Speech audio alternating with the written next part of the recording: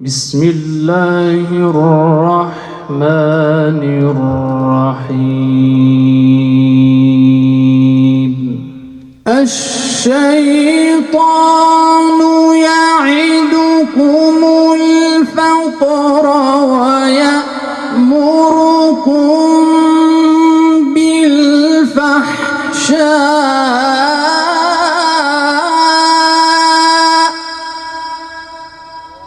والله يعدكم مغفرة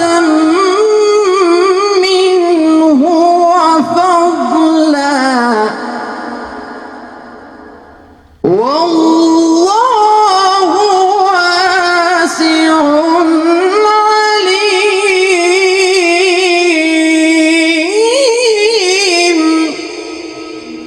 صدق الله